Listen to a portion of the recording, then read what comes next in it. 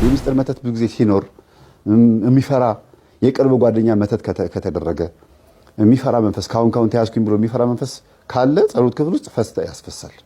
ዛር እንደዛ ያደርግም። ከልጅነት ጀምሮ አብሮ ያደገ የቡዳ መንፈስ እንደዛ ያደርግም። በጣም ስልታዊ ስለሆነ እሱ ቻይ ነው። በእኛ ጸሎት ሊቃጠል በጣም ቻይ ነው። እነዚህ መተቶች ግን የሚባሉት ድንገት መጥተው የሆነ ነገር አርጉና ተመለሱ የተባሉ መናፍስቶች ግን የሆነ ነገር ለማድረግ የመጡ መናፍስቶች ግን ፈሪዎች ናቸው። በተለይ ስትጸልዩ ካዩ የነዛን ሰዎች ባህሪ ደግሞ ያመጣል። የነዛ መተት ያደርጉባችሁን ሰዎች ባህሪ፣ ጸባያቸውን፣ ስሜታቸውን እናንተ ላይ ለማጋባት ይሞክራልና ልክ ለጸሎት የምትንበረከኩበት ሰዓት ላይ ይነግራቸዋል። እዛ ሄዱ ይጨንቃቸዋል። አሁን ልጅቷ በዛ ሰዓት ምን እየሆነች ነው? ሶፋ ላይ በቃ ትንቆራጠጣለች፣ ትወጣለች፣ ሲጋራ ታጨሳለች፣ ትወጣለች፣ ምን ትላለች፣ ግራ ልትጋባ ትችላለች። አላስፈላጊ ባህሪ ልታይባት፣ ልትነጫነጭ፣ ልትቆጣ ትችላለች። ለምን? እዚህ ጋር ልጅቷ እየጸለየች ስለሆነ እዛ ጋር መንፈሱ ያገናኛል ማለት ነው።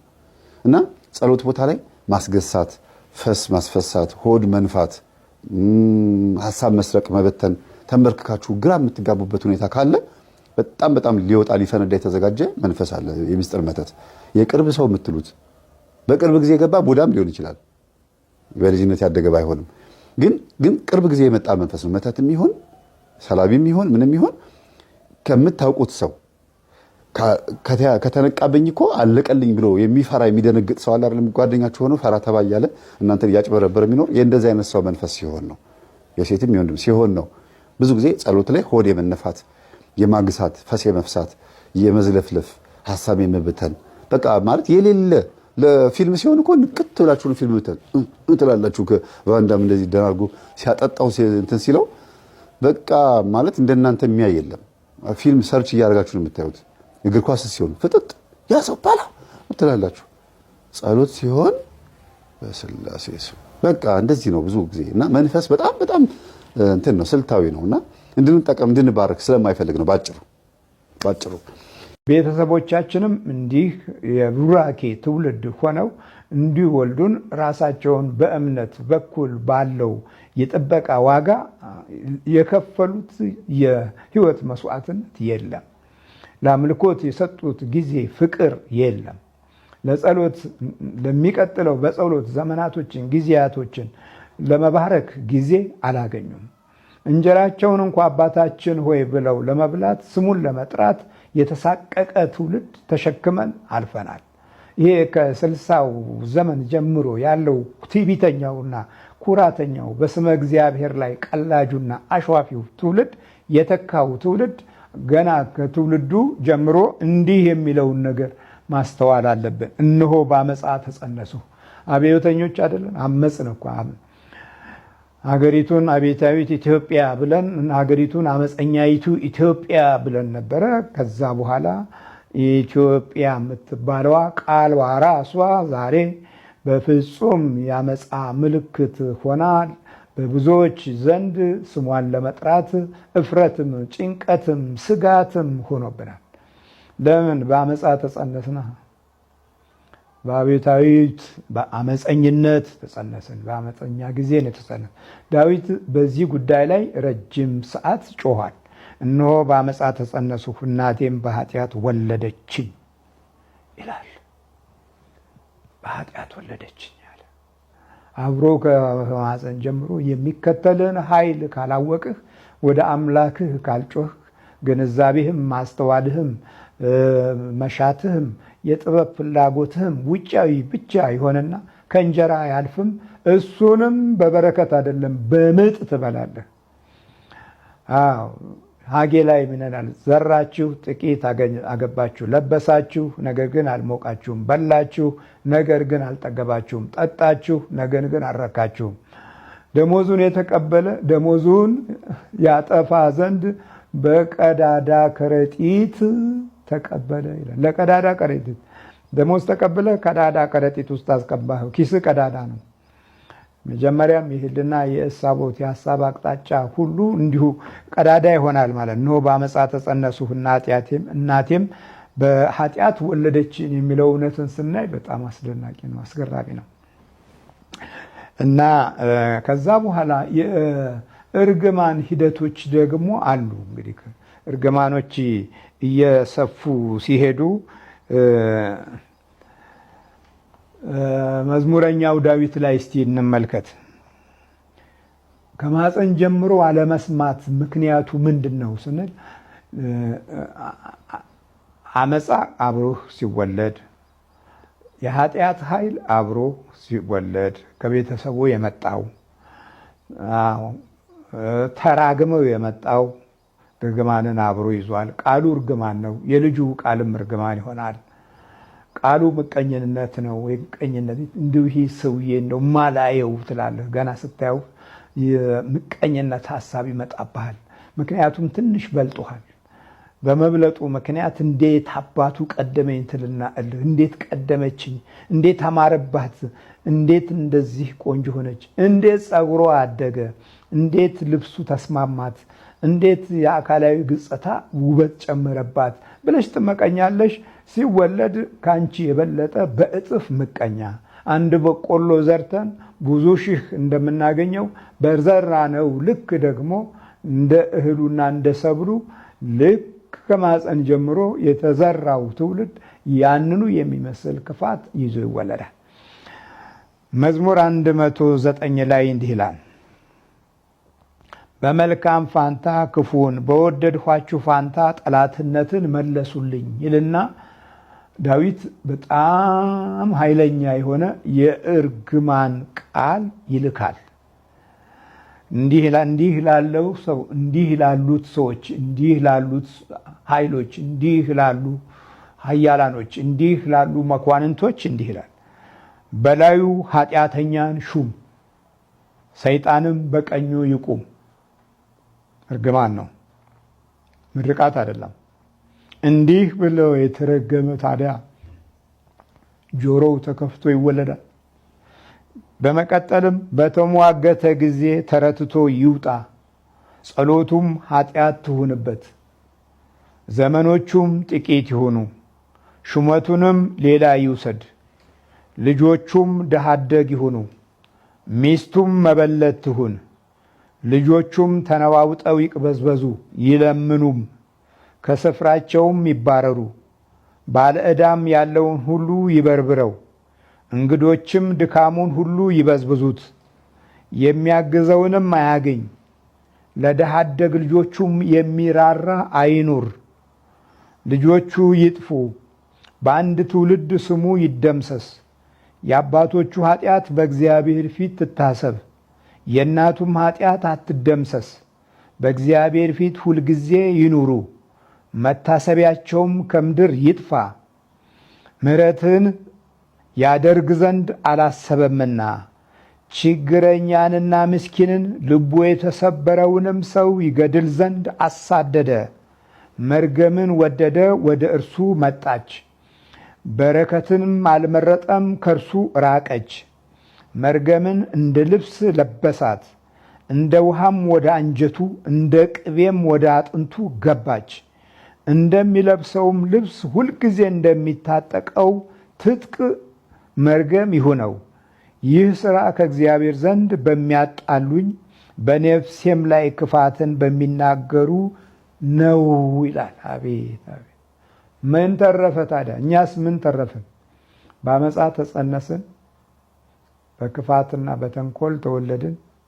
ዕድሜ ልካችንን በጎ ነገር ሳናይ የእድገት ገጽታዎቻችን ሁሉ በምንፈልገው አቅጣጫ ሳይቆም እንደተስገበገብን፣ እንደነጠቅን፣ እንደቀማን ቢሮውም ወንበሩም በሚያስፈራ ስጋት ውስጥ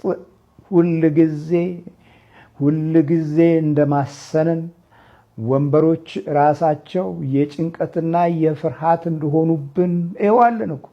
ይሄ እርግማን ነው። አየህ፣ እርግማን አይሰራም ትላለህ። ከማፀን ጀምሮ ለማስተዋል ለማገናዘብ ምሕረትን ለማወቅ ክብርና ሰላምን ሞገስና ጸጋን ለማግኘት ከስር ጀምሮ የህይወት ጅማሬ ላይ እንዲህ መበላሸት እንዳለ በመንፈሳዊ ህይወት ውስጥ ያለውን የመጽሐፍ ቅዱስ ትልቅ መርሆን ካላወቅ ነው የበረከትን ጉዞ ልናውቀውም ልንረዳውም አንችልም። አማራሪና ምርር የሚል ትውልድ እናፈራለን። የመንፈስ ጉዳትንም ልንቀበለው ሳንችል እየተጎዳነን የጠላትን ምስጢራዊ ጥበብ ከህልውናው ጋር የተያያዘ መሆኑን ሳናውቀው ሁል ጊዜ የጉዳት መሰረት ላይ ቆመን ጉዳትን ወልደን ውድቀትን ጸንሰን ግፍን አሳድገን ያው ሁል ጊዜ እንሳቀቃለን። በሰው ፍርሃት ተይዘናል። ሲመሽ እንፈራለን፣ ቀን እንፈራለን፣ ወደኋላም እንፈራለን፣ ከፊትም እንፈራለን። አሁን አውሬዎችን አንፈራም፣ ሰውን ነው አሁን የምንፈራው። የሚባላ ትውልድ ነው ያፈራ ነው። የሚባላ መስራት አይወድም፣ ግን ሊበላህ የተዘጋጀ ትውልድ ነው። ድካምህን አያቅም። በድካምህ ውስጥ ገብቶ በጣም ነው ውስብስብ የሆነ ፍላጎቶችን ለማሟላት አቅምም ጊዜም የለህም። ሁላችሁም ደክሟችኋል። መከራችሁ ደክሟችኋል። መቼ መጀመሪያ እናንተ ምክርን እንደ መርህ ያዛችሁ? እምነትን መቼ በእምነት እንዲወለድ አገዛችሁት? በጸሎት ጊዜ በባርኮት ጊዜ መቼ እንዲጸነስ ፈቀዳችሁ? መቼ አብራችሁ ጸልያችሁ ታውቃላችሁ? መቼ የህይወትና መንፈሳዊ ክትትል አድማስ ላይ ትኩረት ሰጣችሁ ታውቃላችሁ? ስመ እግዚአብሔርን የተጸየፈው ትውልድ ብዙ አይደለ? እንዲያሆንም ቢሆን ማዕረጉ፣ ትልቅነቱ፣ ክብሩ ስመ እግዚአብሔር ሲጠራ እኮ ካካካካ ይባላል እኮ። አንድ ጊዜ እግዚአብሔር ሲጠራ እንዴ በጣም እኮ ነው ሰው የተሽካካው። አንድ ወቅት ላይ ለዛውም በትልልቅ ካቢኔዎች ቦታ ላይ የአምላክ ስም የተጠራ ጊዜ ሁሉም ሳቀ። ተፈጥሮ ስቆብሃል፣ በረከት ስቆብሃል፣ በአንተ ላይ ሰላምህ ስቆብሃል። አበሾች፣ ኢትዮጵያውያን፣ ኤርትራውያን እውነት ህይወታችን መፈተሽ አለብን። ለዛሬ ምስቅልቅል ህይወታችን እናትና አባቶቻችን ተጠያቂ ሊሆኑ ይችላሉ። እኛም ኃጢአት ውስጥ ለመግባታችን ስንጸልይ፣ ስንጾም፣ ስንሰግድ ወረተኛ ያደርገናል። ግብት ውጥት፣ ሰንበት ተማሪ ሆኖ ግብት ውጥት፣ ከዛም ደግሞ መንፈሳዊ ጽዋ ማህበር ብትን የሆነ ነጠላ መልበስ፣ ከዛ ሱሪ መልበስ፣ ከዛ ደግሞ እንደዚህ እንደገና መልሶ ደግሞ በቃ እግዚአብሔር መለመን፣ አግኝቶ ማጣት፣ ትርምስምስ ያለ ህይወት የምንኖረው በማን እንደሆነ በደንብ እናጣራ። የሆነ ሳናቀው የሚነዳን የሆነ ነገር አለ። ቡዳ ሊሆን ይችላል፣ በልጅነታችን መተት ሊሆን ይችላል፣ ለገሌ ተወረወረ፣ ለእኛ አግኝቶን ይሆናል። የሆነ ሳናቀው ያፈስነው ነገር አለና መጠንቀቅ አለብን። ራሳችን መፈተሽ አለብን። ትምህርታችን ይሄ ነው። ህይወታችሁን ፈትሹ ነው የምንለው። ማር ይስሐቅ አረጋዊ መንፈሳዊ እና ፊልክስዩስ የሚባል የመጽሐፈ መነኮሳት መጽሐፍ የሚያነብሰው ሰይጣን እንዴት ተንኮለኛ እንደሆነ ያውቃል። እንዴት ብሎ ማሸነፍ እንዳለበት ያውቃል። ስንክሳር የሚያነብ፣ ገድላት የሚያነብ፣ ድርሳን የሚያነብ ሰው የጠላትን ሴራ በደንብ ነው የሚያውቀው። እያንዳንዱ የቤተክርስቲያኖች መጽሐፍቶች የራሳቸው የሆነ ኃይል አላቸው። ግን የበለጠ ደግሞ ጠላታችሁን ማወቅ አለባችሁ። ሰው ከአእምሮ ንጹህ ሆኖ ንቁ ሆኖ በጣም ብሩህ ሆኖ እግዚአብሔርን እኮ የሚያመልከው ጤነኛ ሲሆን ነው፣ መንፈሳዊ ሲሆን ነው፣ ወይም ደግሞ የመናፍስትን ሴራ ሲያውቅ ነው። መጽሐፍም ስናነብ እኮ የሚገባን እኮ ጠላታችን ስናውቀው ነው። ለምን እንዳናነብ የሚያደርግ መንፈስ እንዳለ መጽሐፍ ቅዱስ ላይ ስለተጻፈ። ክርስቶስ ምን አለ? ገበሬው ዘርን ዘራ፣ አንዱ በጭንጫ ላይ፣ አንዱ በሾክ መካከል፣ አንዱ በመንገድ ዳር ወደቀ። በጭንጫ ላይ የወደቀው ስር አልሰደደም። በሾክ መካከል የወደቀው ስር ሰዶ በቀለና ሾክ ያዘው። ሾክ ማን ነው? ከተወለድን በኋላ የሚይዘን የቡዳ መንፈስ አይደለም። እንደገና በመንገድ ዳር የወደቀው ደግሞ ወፎች መጥተው ለቀሙት ይላል። አያችሁ፣ የተማርነውን ትምህርት በአእምሯችን ውስጥ ያለውን የሚለቅም አለ። ክርስቶስ ወፎች ያለው አጋንንት ብሎ ነው የተረጎመው። ወፎች ያልኳቸው አጋንንት ናቸው፣ የሰማችሁትን ትምህርት ከአእምሯችሁ ይወስዳሉ ብሎ ተናገረ። ከዚህ በላይ መጽሐፍ ቅዱሳዊ የሆነ ትምህርት አለ? ወንጌል ተምረን መተን በተግባር መፈጸም አንችልም። ታይት ለብሳ ቤተክርስቲያን ተምራ ሄደው ከዚህ በኋላ ታይት መልበስ ማቆም አለብኝ፣ ከዚህ በኋላ ይሄ ነገር ማቆም አለብኝ፣ ቤት ውስጥ የሚካደም ነበር ቡና ማፍላት ማቆም አለብኝ፣ ይሄ ሊፕስቲኩን፣ ኮስሞቲክሱን፣ ቀለሙን ማቆም አለብኝ ምትል ሴት እድለኛ ናት። እቤት መታ ግን ትረሳዋለች። በቃ እንደገና አሁንም አርጊው ነው የሚላት። ሁሉ ነገር ኃጢአቱን ድገሚበት ይጣፍጣል ነው የሚላት። ለምን? ወፉ መጥቶ ይለቅመዋል፣ ይወስደዋል። ለዚህ ነው ይሄንን ወፍ እንዴት አድርገን መያዝ እንዳለብን ነው ያስተማረን ክርስቶስ። ግቡና አዳምጡት፣ አንብቡት መጽሐፍ ቅዱስን። እንዴት ወፉን እንደምንይዘው ንቁበት፣ እወቁበት፣ አጋልጡት፣ ግለጡበት ነው የሚለው። የማይገለጥ የተከደነ የማይታይ የተሰወረ ወደ ግልጥ የማይመጣ የለም፣ ሁሉ ነገር ግልጥ ይሆናል ያለው ክርስቶስ። ይኸው ለዘመናት ታቅፈው ነው የነበረውን አቴተ ጨሌ ቡና ሲካደም የሚለፈለፈው ቤተክርስቲያን ስትመጡ ደብተራው በዳፍ የሚያነበው እድል የሚቆጥረው ዞዲያኩ ይሄ ሁሉ ነገር ተጋለጠ። የደብተራ ስራው ስልማሽ ቅጠል በጣሹ እንደ ጥበብ ይታይ የነበረው ሁሉ ነገር ሲጋለጥ ከዛ በኋላ እኛ እንደ ጥፋተኛ እንደ ወንጀለኛ እዛ ውስጥ ያሉት ማይክሮፎን የጨበጡት አብነት ትምህርት ቤት ያሉት እኛን የሚሳደቡት ነው እንደ ጤነኛ ተቆጠሩ አይደለ? ሁሉ ነገር ጊዜ አለው፣ በጊዜው ይፈታል። ይሄን የሚቃወምልን ጳጳስ ፓትርያርክ ይመጣል። እኛን የሚያግዘን አባቶች ይመጣሉ። በህይወት እስካል ቢያሳየን ደስ ይለኛል። ከሌለስ በዘመናት ሂደት ደግሞ ህዝቡ ነቅቶ ከነዚህ አባቶች የሚጠበቅበት ጊዜ ደግሞ ይቀጥላል ማለት ነው እና የምናስተምረው ትምህርት እንዲህ ያለውን ቤተሰብ ወደ መንፈሳዊት ለማምጣት እስከሆነ ድረስ ይሄ ትምህርት አሁን ቆራቢን ያደረጋቸው ይህን ቤተሰብ የዘመናት ጠላታቸውን ያሳወቃቸውና እኔ እንጃ አንዳንድ ጊዜ እኔ አሁን ይሄ ድል አድርጌ ወደ ቤቴ ስገባ ምን አለበት ባይቃወሙን፣ ግን ይህን የመሰለ ነገር እንደምናገለግል መጥተው ባዩልን እላለሁ። ሁሉንም የሚቃወሙትን አባቶችና ምዕመናን በአጠቃላይ መዘምራን አገልጋዮችን በሙሉ ለምንድን የሚቃወሙን እንዴ? ተይዘው ነው። በእርግጥ ግን ሰው እኮ እየበላ እየጠጣ እየለበሰ ስራ እየሰራ ደሞዝ እየተቀበለ ነው። ማስተዋል እኮ ይችላሉ። ቢያንስ መራመድ ይችላሉ። ቢያንስ እኮ ማንበብ የሚችሉ ሰዎች ናቸው። ኳስ አይተው ይደሰታሉ፣ ድራማ አይተው ይስቃሉ አይደል? ሀዘን አይተው ያለቅሳሉ፣ ሰርግ አይተው ይደሰታሉ። ይሄንን ፊልም የሚያደርግ እኮ ሰው ጤነኛ ሰው ነው ብዬ አስባለሁ። ታዲያ ይሄን ትምህርት መረዳት እንዴት አቃታቸው ሲባል በማለዳ መያዝ፣ ዛር ከልጅነት ጀምሮ በዚህ ነገር ፖሰስድ መሆን። እግዚአብሔር ለሁላችንም ልቦና ይስጠን። ሰላም ነው። ዛሬ አብዛኛው ክርስቲያኑ የመደበት ባህሪ ያለበት አይነ ጥላው አለ፣ ሙቃቢው አለ፣ ዛሩ አለ፣ አፍዛ ደንግዞ አለ፣ መተቱ አለ፣ ምቀኛው አለ፣ ሸንግለኛውና ተንኮለኛው አለ፣ ቡዳው አለ። ይህ ሁሉ የሚያተኩረው የእግዚአብሔርን ሕዝብ ነው። ይህ ሁሉ የሚረባረበው የእግዚአብሔር ሕዝብ እንዲጠፋ ነው። በየትኛውም ዓለም ያለው ክርስቲያናዊ ሕይወት እየሟሸሸና ደብዛው እየጠፋ ዓለማዊነትና እንደዚሁ አረመኔያዊነት እየጨመረ እየበዛ የመጣው አለ ምክንያት አይደለም። እንዲህ አይነት መደበት ይበዛል። ወደ መንፈሳዊ ሁኔታ ስናመራ እንዲህ አይነት ተጽዕኖ አለ። ቅዱሳን ያልሞተው ኤልያስ እየተገለጠ ሙሴ ከመቃብር መጥቶ እየተነጋገረ ደቀ መዛሙርቱ ጋር ግን ጫና ነበር። ነቅተው ይላል ነቅተው በነበረበት ጊዜ ሲመለከቱ ወዲያውኑ ሙሴና ኤልያስ ከነርሱ ተለዩ። ልክ ሲለዩ አንድ ነገር ተናገሩ። ነገር ግን ጴጥሮስና ከእርሱ ጋር የነበሩት እንቅልፍ ከበደባቸው። ነቅተው ግን ክብሩንና ከእርሱ ጋር ቆመው የነበሩትን ሁለት ሰዎች አዩ። ማየት መቻል እግዚአብሔር ክብሩን ያሳየን። ያጣነው ይሄንን ነው። ያሸለችን አሁን የምናየው ነገር ሁሉ በቃ ሁል ጊዜ ተደጋግሞ ክፋት ሲገን፣ ተንኮል ሲጨምር፣ አመፃ ሲበረታ፣ ሰዎች መንፈሳዊ ስሜታቸው ሲቀዘቅዝ፣ የሃይማኖት ኃይልና ጥበብ ዝም ሲል፣ አቤት እንዴት አይነት ውርደት ነው! ዓለም ብቻ ለራሷ ጥፋት የምታዘጋጀው ኃይል እየጨመረ ሲመጣ፣ የፍልስፍናው የክህደት ዓለም ብርታት እያገኘ ሲመጣ፣ ክፉ ጠላት ደግሞ እድሎቻችንና ኑሯችንን ሲፋለም፣ የምንፈልገውና የምናቅደው ፕሮግራም ሲዛባ፣ እንዲህ ነው። እንዴት ነው ነገሩ? አሁን እዚህ ያዩት ክብሩን ነው። ክብሩን የጌታንም ክብር የኤልያስንም ክብር የሞተ የተባለውን እንኳ የሙሴንም ክብር አዩ።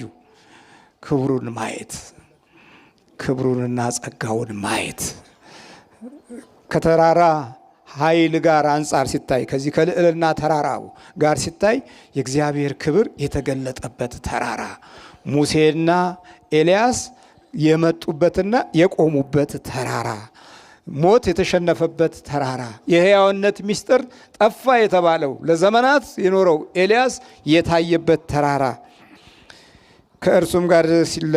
ከእርሱም ሲለዩ ጴጥሮስ ኢየሱስን አቤቱ በዚህ መሆን ለእኛ መልካም ነውና አሉ።